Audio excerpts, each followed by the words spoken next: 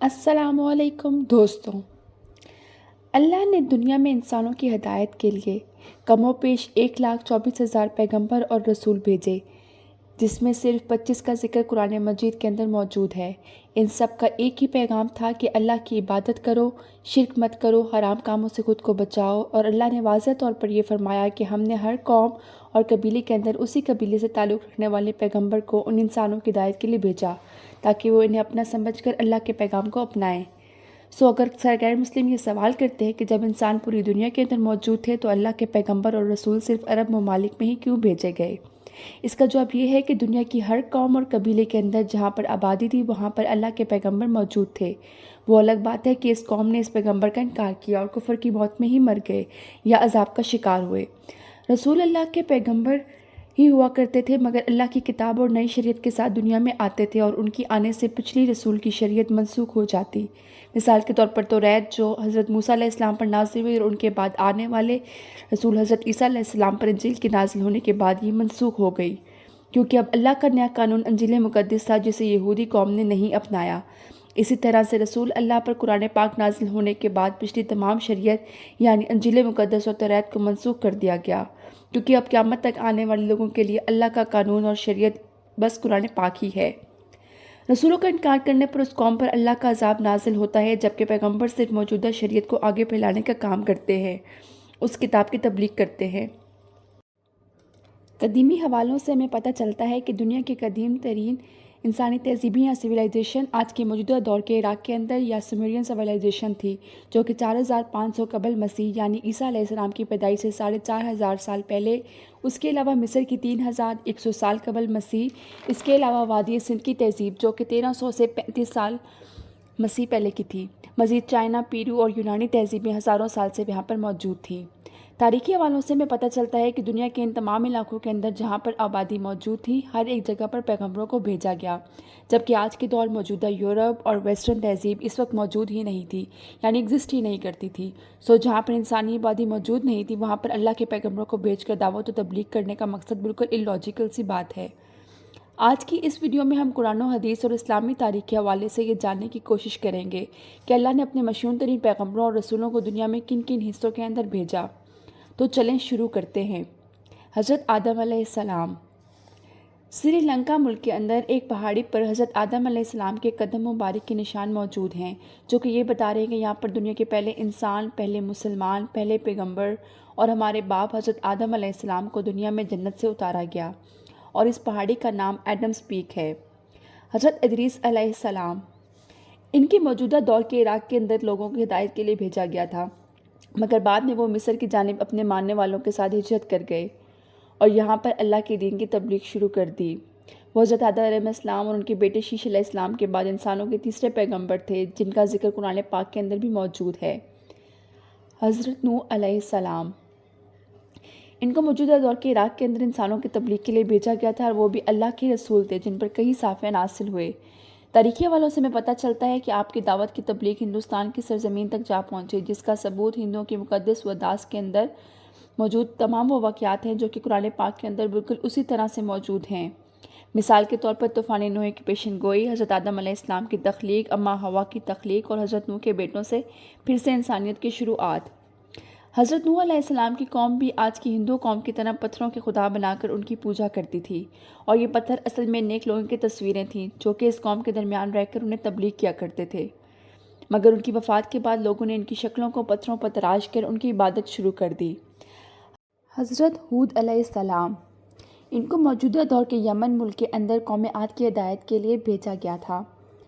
Yemen और Oman के दरमियान इलाके अहकाफ़ नामी सरजमीन पर ये कौम आद रहा करते थे,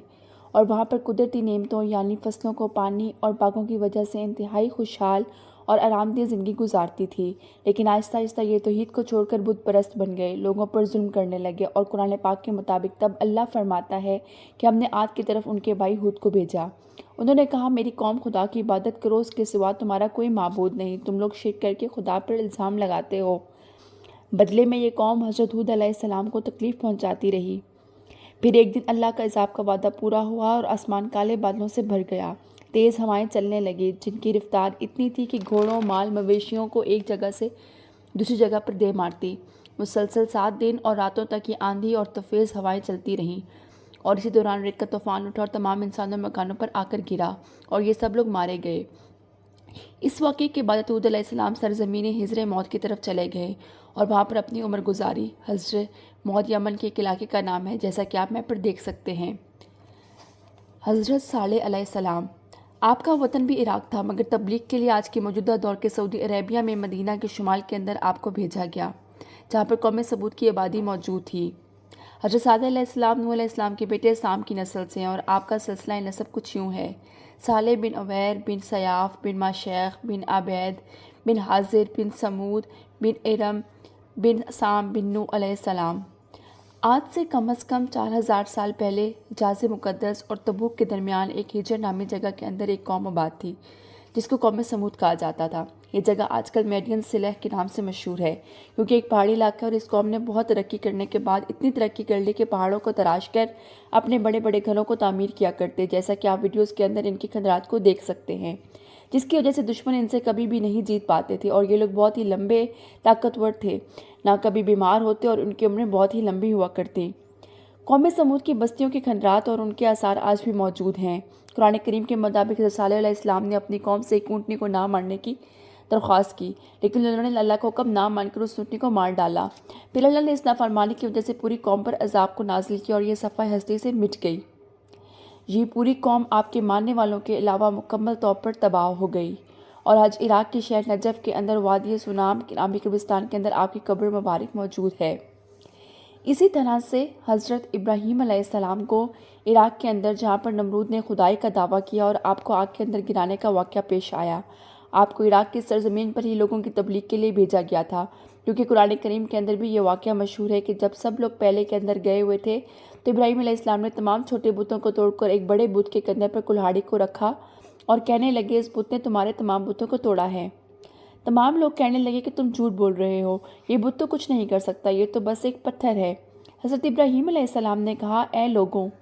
میری بات سنو، یہی بات تو میں تمہیں سمجھانے آیا ہوں کہ تمہارا خدا ان پتھروں کی طرح نہیں ہے،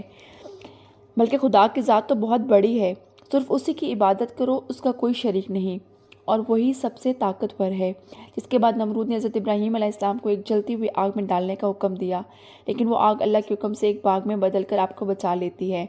اس کے علاوہ حضرت ہود علیہ السلام کو بھی موجودہ دور کے عراق کے اندر بھیجا گیا، جہاں پر ان کی قوم ہم جنس پرستی کے اندر مبتلا ہو کر کفر اور شرک میں مبتلا ہو گئی، تو ان پر اللہ کا عذاب نازل ہوا۔ اس کے علاوہ حضرت یونس علیہ السلام کو موجودہ عراق کے اندر بھیجا گیا، حضرت اسماعیل علیہ السلام کو موجودہ دور کے یمن کے اندر، کیونکہ آپ کو آپ کے والد حضرت ابراہیم علیہ السلام اور ہاجرہ کے اللہ کے حکم سے مکہ میں چھوڑ کر ابراہیم علیہ السلام واپس چلے گئے، جہاں سے اسماعیل علیہ السلام نے یمن کے اندر موجود مالکہ قوم کو اسلام کی تبلیغ شروع کی اور 50 سال تک ان کے ساتھ رہے۔ حضرت ابراہیم علیہ السلام کے دوسرے بیٹے حضرت اسحاق علیہ السلام اور پھر ان کے بیٹے حضرت یعقوب علیہ السلام اور پھر ان کے بیٹے حضرت یوسف علیہ السلام موجودہ دور کے فلسطین کے اندر ہی پیدا ہوئے۔ بعد میں یوسف علیہ السلام کو مصر میں لوگوں کی ہدایت کے لیے بھیجا گیا تو تمام خاندان وہیں پر مقیم ہو گیا، جبکہ یعقوب علیہ السلام کا انتقال بھی وہیں پر ہوا۔ یوسف علیہ السلام کی قبر بھی وہیں پر مصر کے اندر موجود تھی، جو کہ بنی اسرائیل کی ہجرت کے وقت حضرت موسیٰ علیہ السلام نے یوسف علیہ السلام کی وصیت پر نکلوا کر اپنے ساتھ فلسطین کے لیے رکھ لی اور دریائے نیل کے پاس ان کو مدفون کیا۔ یہیں پر مصر کے اندر موسیٰ علیہ السلام کی پیدائش ہوئی، جو کہ بنی اسرائیل قوم کی نجات کا ذریعہ بنے، جسے اس وقت کے فرعون مصر نے غلام بنا کر رکھا ہوا تھا، اور یہ اپنی قوم کو لے کر فلسطین کی طرف روانہ ہوئے اور ان سب کو ایک بار پھر سے اللہ کے حکم سے اپنی آبائی سرزمین پر آباد کیا۔ حضرت شعیب علیہ السلام، جو کہ موسیٰ علیہ السلام کے سسر تھے، انہیں بھی مدین قبیلے کی طرف بھیجا گیا، اور یہ قبیلہ حضرت ابراہیم علیہ السلام کے بیٹے مدین کی نسل سے تھا، جو کہ ان کی تیسری بیوی کتورہ سے پیدا ہوئے تھے، اس لیے بنی اسرائیل کا یہ خاندان بنی کتورہ بھی کہلاتا ہے۔ بنی کتورہ خاندان اپنے ستیلے بھائی حضرت اسماعیل علیہ السلام کے پہلو میں ہی حجاز کے اندر آ کر آباد ہو گیا تھا، اور یہ خاندان آگے چل کر ایک بہت بڑا قبیلہ بن گیا۔ شعیب علیہ السلام بھی کیونکہ اسی نسل اور قبیلہ سے تھے، اس لیے ان کی تبلیغ کے لیے ان کو چنا گیا، اور یہ اس قوم کے لیے پیغمبر تھے۔ حضرت موسیٰ علیہ السلام جب اپنی قوم بنی اسرائیل کو لے کر فلسطین کے اندر یا پھر اپنی آبائی سرزمین پر آباد ہوئے تو اللہ نے اس قوم کے اندر ایک کے بعد ایک بے شمار پیغمبر اور رسول بھیجے، جن میں حضرت عزیز علیہ السلام، حضرت الیاس، حضرت زکریا اور ان کے بیٹے حضرت یحییٰ، اور ایسے بے شمار پیغمبروں کے علاوہ حضرت عیسیٰ علیہ السلام کو بھی رسول بنا کر بھیجا، جن کا اس قوم نے انکار کر دیا، اور اس کے بعد سب سے آخر میں نبی آخر الزمان حضرت محمد صلی اللہ علیہ وسلم کو مکہ شہر کے اندر آخر کار نبوت دے کر اور آخری رسول بنا کر بھیجا۔ ویسے تو آپ کو نبوت مکہ کے اندر ملی، لیکن آپ کی زندگی کو پورے 10 سال مدینہ شہر کے اندر گزارنے اور آپ صلی اللہ علیہ وسلم کی رحلت کے بعد بھی آپ کا روضہ مبارک سعودی عرب کے شہر مدینہ منورہ کے اندر موجود ہے۔ امید ہے کہ میری آج کی ویڈیو آپ کو بہت انفارمیٹیو لگی ہوگی۔ اگر آپ کو میری ویڈیو بہت اچھی لگی تو میری ویڈیو کو لائک کریں، شیئر کریں اور کمنٹس میں اپنی رائے ضرور دیں۔